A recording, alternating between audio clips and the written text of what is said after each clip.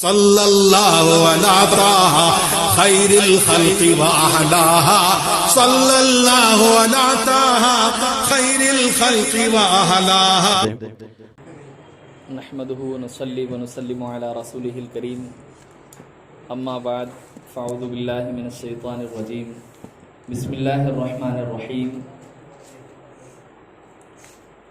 واما بنعمة ربك فحدث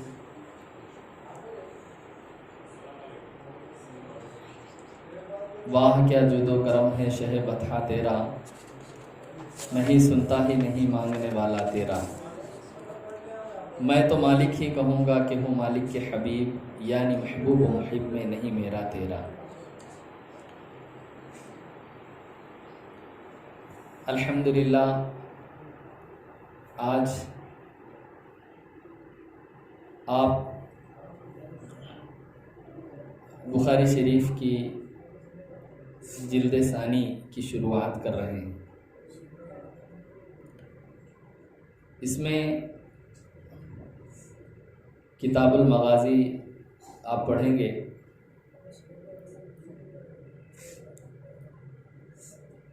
بحمدہ تبارک و تعالی ہم اہل سنت و جماعت جہاں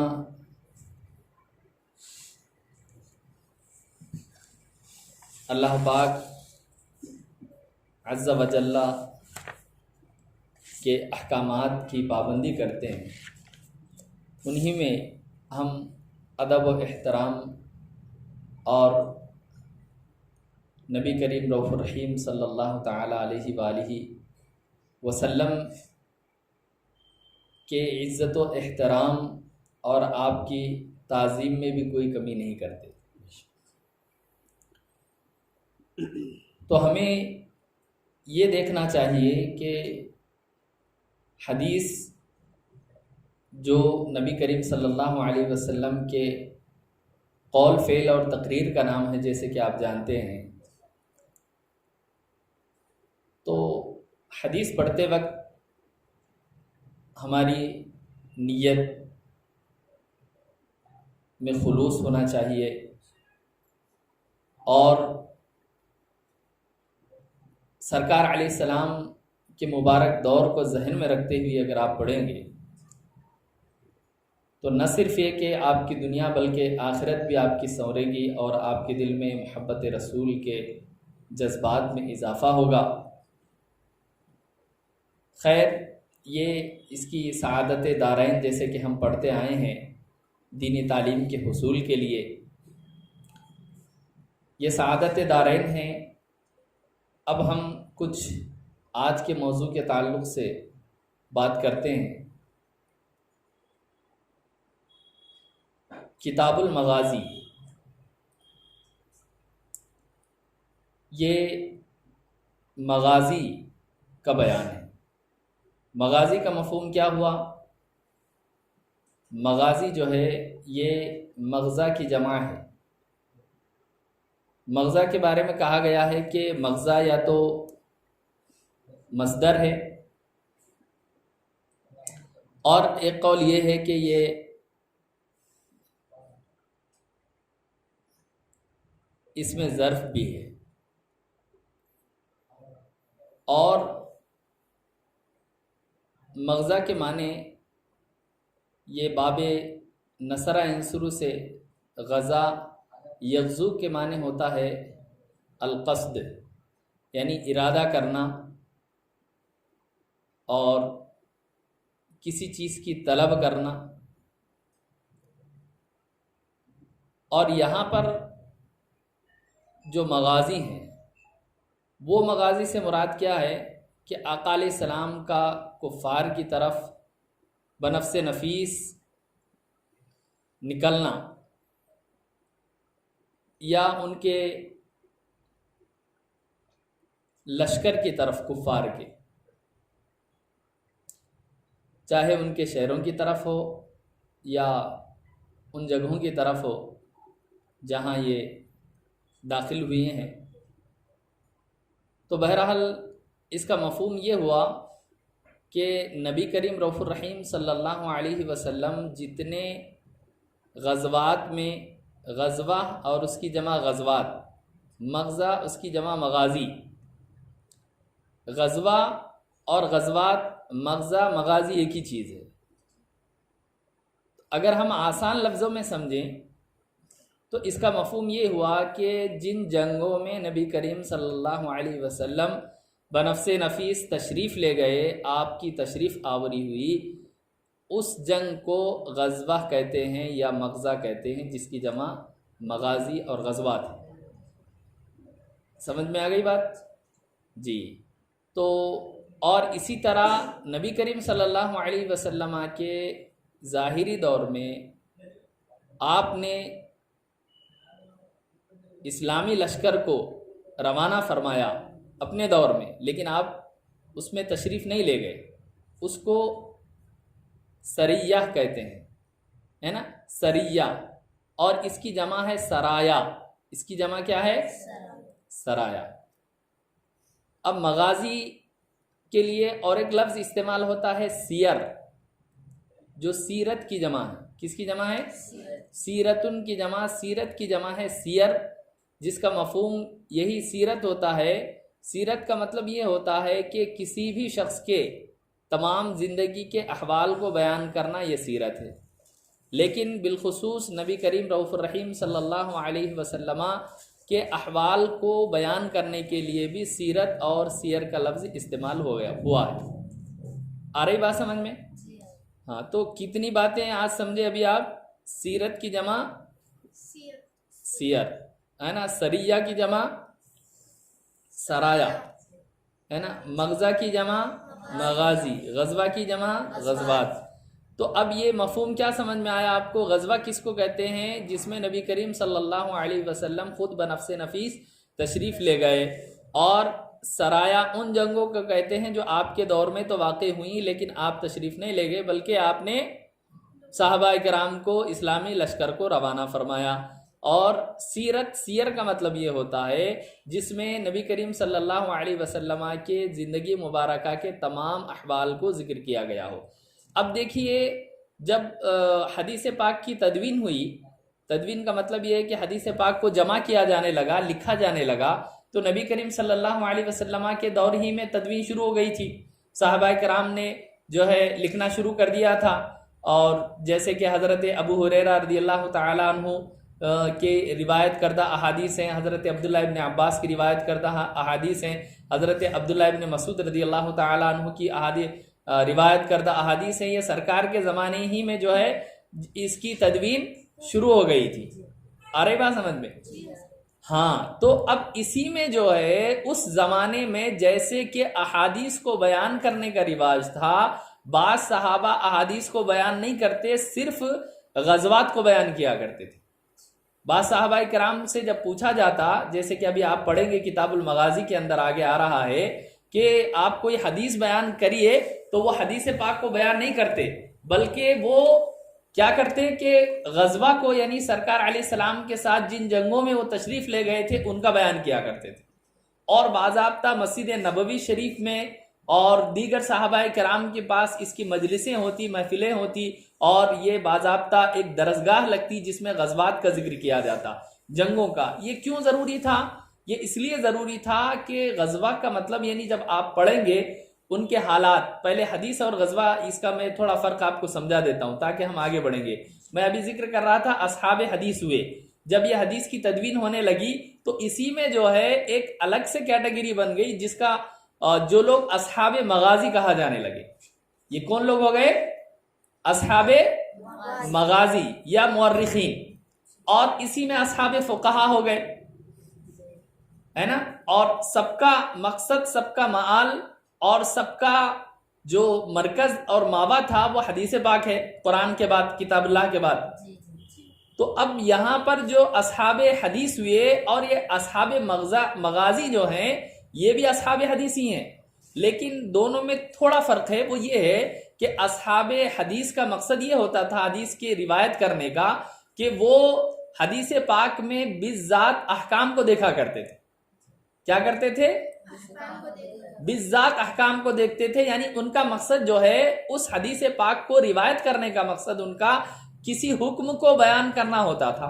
جیسے کہ بخاری شریف لے لیجئے آپ، بخاری شریف میں امام بخاری علیہ رحمہ نے کتاب الایمان، اب اس کے بعد کتاب الطہارہ، صلاۃ وغیرہ ذکر کیا، نماز کا بیان، وضو کا بیان، غسل کا بیان، ہے نا.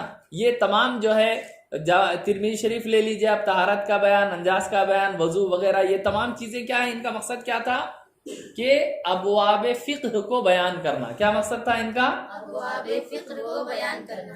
ہاں، یعنی احکام کو بیان کرنا کہ اسلام میں یہ سرکار کے فرمان کا مفہوم یہ ہے، اس سے کیا حکم جو ہے مستنبت ہوتا ہے، کیا حکم مستخرج ہوتا ہے، کیا حکم نکل رہا ہے، اس کو جو ہے بیان کرنا مقصد ہوا کرتا تھا. تو ان کی توجہ ساری جو ہے حدیث پاک کو بیان کرنے کا مقصد یہ ہونے کی وجہ سے ان کی توجہ احکام کی طرف ہوا کرتی تھی، اور بالذات اور ضمناً سرکار علیہ السلام کے ذات مبارکہ کا ذکر بھی اس میں آ جایا کرتا تھا.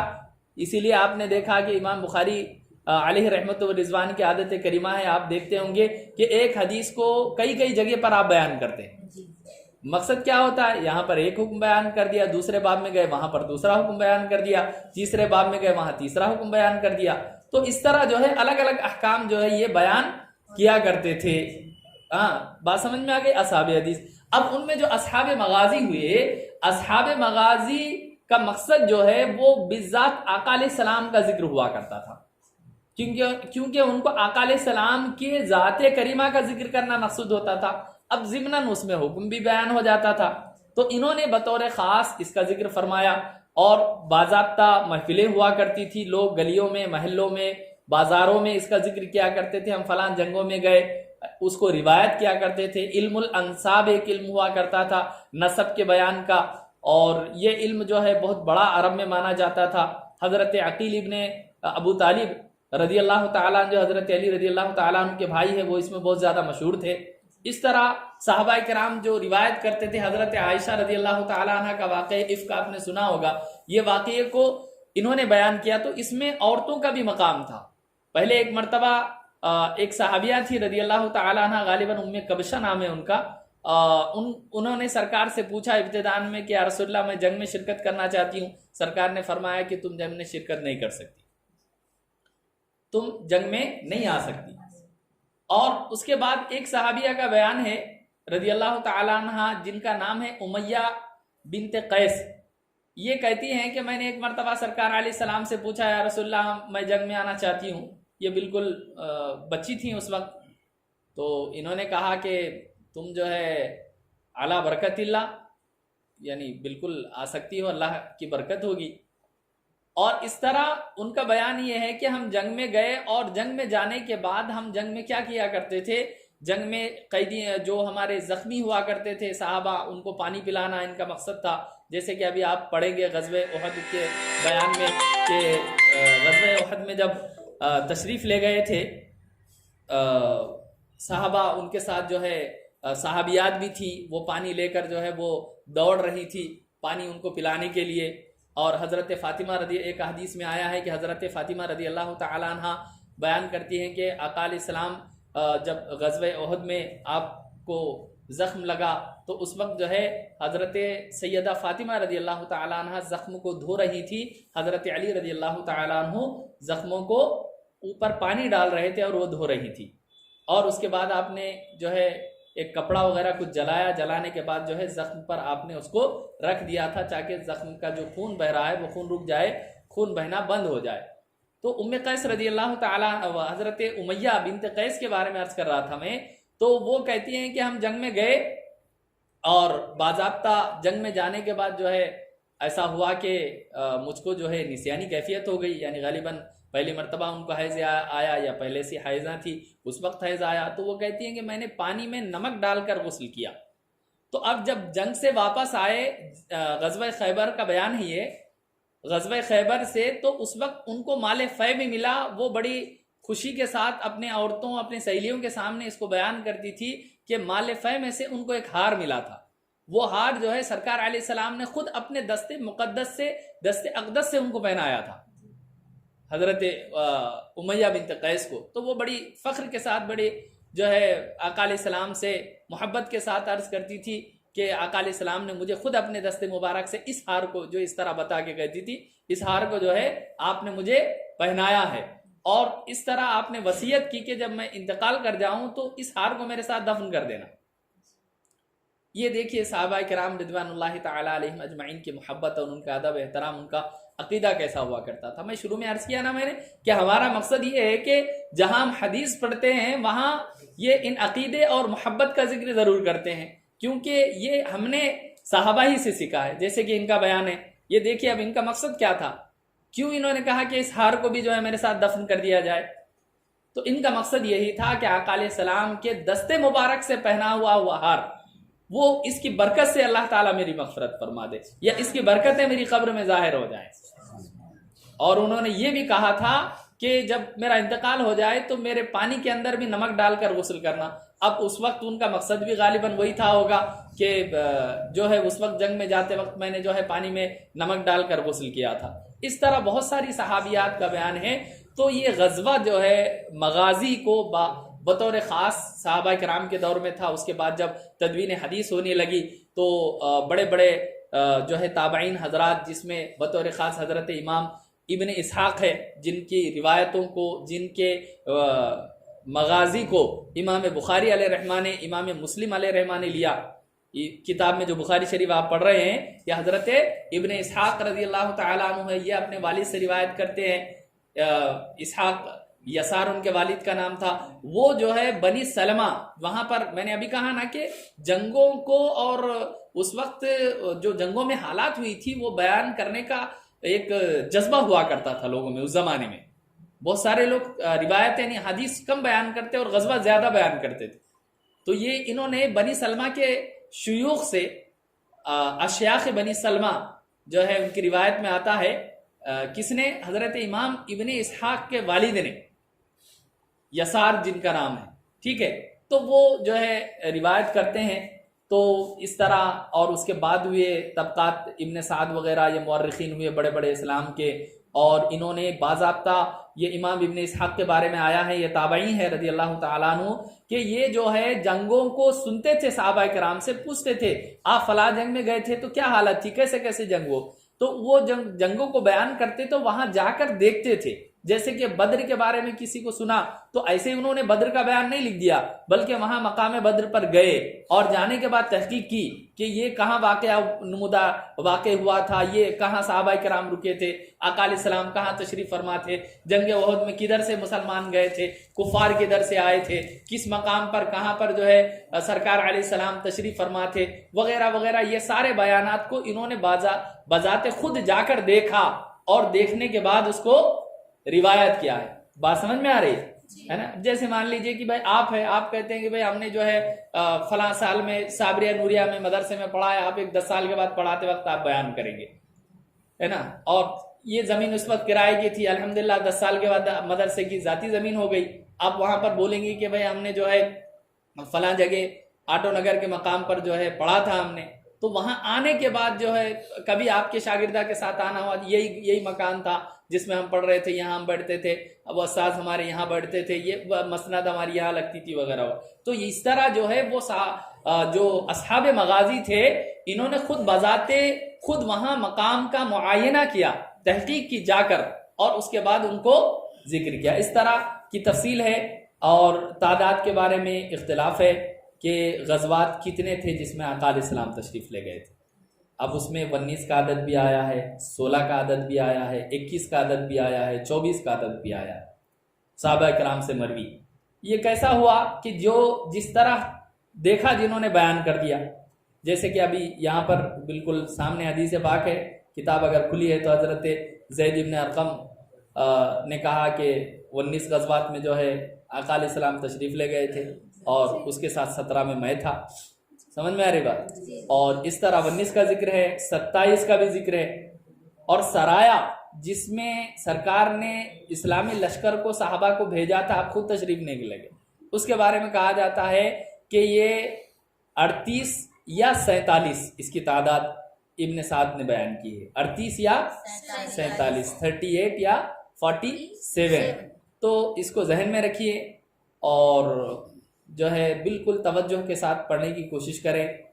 آپ کی توجہ ایسی ہونی چاہیے کہ ایک ایک چیز کو سمجھے, اور سیرت مصطفیٰ وغیرہ کتابوں میں بھی جو ہے پڑھنے کی کوشش کریں, دونوں کو ملائیں اور دوسری غزوات کی سیرت کی کتابوں کو سامنے رکھیں اور سمجھیں, اور اس وقت کیسے کیسے واقعات ہوئے تھے. اس سے جو ہے ہمارے ایمان میں تازگی پیدا ہوتی ہے, روح میں بالیدگی پیدا ہوتی ہے اور ہمارا ایمان تازہ ہوتا ہے. خیر, یہ مختصر بیان تھا غزوات کے تعلق سے, تفصیل کا موقع نہیں ہے. اب ہم ایک حدیث پاک تبرکاً پڑھ لیتے ہیں, پھر فاتحہ خوانی ہوگی. بسم اللہ الرحمن الرحیم. بسم اللہ الرحمن الرحیم. آپ سنیے صرف. بسم اللہ الرحمن الرحیم. کتاب المغازی.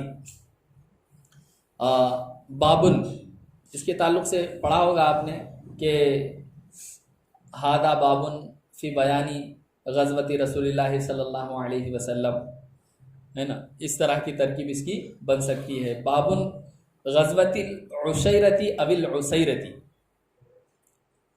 اس میں شین کے ساتھ ہے, شین معجمہ, نقطے والی شین کو معجمہ بولتے اور بغیر نقطے کی سین کو جو ہے مہملہ بولتے ہیں, ہے نا. نیچے بین السطور میں لکھا ہوا دیکھو, بالشک, ہے نا. بل ہی بالاعجام او بالاحمال, یعنی اعجام یا احوال, معجمہ شین معجمہ کے ساتھ یا سین مہملہ کے ساتھ ہے. یہ غزوۃ العشیرتی او العسیرتی, غزوہ عشیرہ یا عسیرہ کا بیان.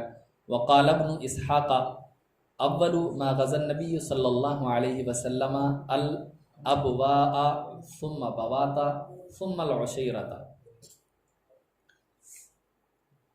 غزوہ عشیرہ یا عسیرہ کا بیان کہ امام ابن اسحاق ابن یسار مدنی تابعی رضی اللہ تعالیٰ عنہ کہتے ہیں کہ پہلا غزوہ جس میں نبی کریم صلی اللہ علیہ وسلم تشریف لے گئے, الابواء, وہ ابواء ہے, پھر بوات ہے, پھر عشیرہ ہے.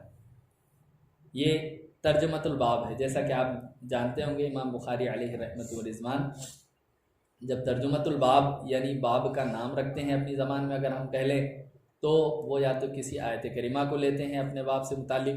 یہ بھی ان کی شان ہے, امام بخاری کا ایک الگ آپ کی انفرادیت ہے, آپ کی خصوصیت ہے کہ باب کے نام رکھتے وقت بھی آپ نے کسی آیت کو بطور حدیث پیش کیا یا کسی بطور دلیل کے, یعنی اس سے متعلقہ حدیث یا پھر کوئی آیت یا کسی صحابی یا تابعی کے قول کو آپ ذکر کرتے ہیں. حدثنی عبداللہ ابن محمد قال حدثنا وهب قال حدثنا شعبۃ عن ابی اسحاق, ہے نا, کنت الى جنب زید بن ارقم. ٹھیک ہے,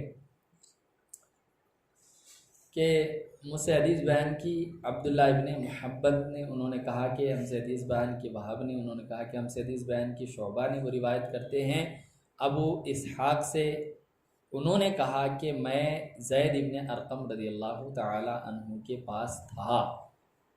فقیل لہ, تو حضرت سے پوچھا گیا, ان سے عرض کیا گیا کہ کم غزا النبی صلی اللہ علیہ وسلم من غزوۃ, کہ نبی کریم صلی اللہ علیہ وسلم نے کتنے غزوے فرمائے. ڈائریکٹ اگر آپ ترجمہ کریں گے غزا کا, یا کتنے غزوات میں آپ تشریف لے گئے. قال 19, تو حضرت زید ابن ارقم نے کہا کہ 19 غزوات ہیں. قیلا, پھر ان سے پوچھا گیا, پھر کہا گیا کہ کم غزوت انت معہ, آپ نبی کریم صلی اللہ علیہ وسلم کے ساتھ کتنے غزوات میں تھے. قال 17, تو آپ نے فرمایا 17 غزوات میں آپ کے ساتھ تھا. قلت فأیہم کانت اولا, پھر راوی کہتے ہیں میں نے پوچھا کہ ان میں پہلا کون سا تھا. قالا, انہوں نے کہا زید بن ارقم نے کہ العشیرہ او العسیرہ, یا تو عشیر تھا یا عسیر تھا. فذکرت لقتادہ, اور پھر میں نے قتادہ سے پوچھا, انہوں نے کنفرم کرنے کے لیے کہ واقعی جو ہے یہ کیا ہے, عشیرہ ہے یا عسیرہ ہے. تو انہوں نے بیان کیا العشیرہ, وہ لفظ سین مہملہ کے ساتھ نہیں بلکہ شین معجمہ کے ساتھ کیا ہے؟ عشیرہ ہے۔ تو یہاں پر بھی جیسے کہ ہم کو معلوم ہوا کہ 19 غزوات کا ذکر ہے، جس میں سے 17 غزوات میں زید بن ارقم کہتے ہیں کہ میں بھی خود ساتھ میں تھا۔ اس طرح یہ بڑے دلچسپ موضوعات ہیں، آپ دلچسپی کے ساتھ پڑھیں، توجہ کے ساتھ۔ اللہ تبارک و تعالی